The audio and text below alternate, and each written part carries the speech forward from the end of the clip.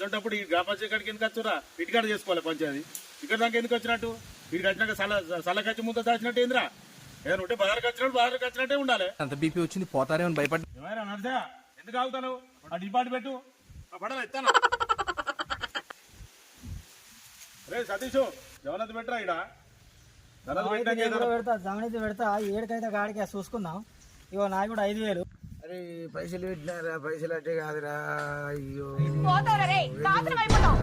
సత్య పెద్ద ఆదులవరా నర్సగా దగ్గర నచ్చని గుచ్చి పారేస్తేనే మంచిగా ఉన్నాడు.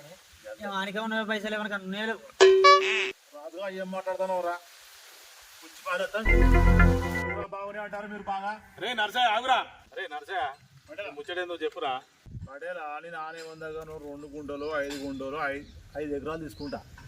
ఇళ్ళకి ఎందుకు తాయిన కాడ నా ముచ్చట ఎందుకు తీయాలి ఇల్లు ఇలా సంగతి ఏదో చూస్తా నేను. పడేలా 10 కర్రలు మెత్తనే 10,000 రూపాయలు తీసుకుంటా.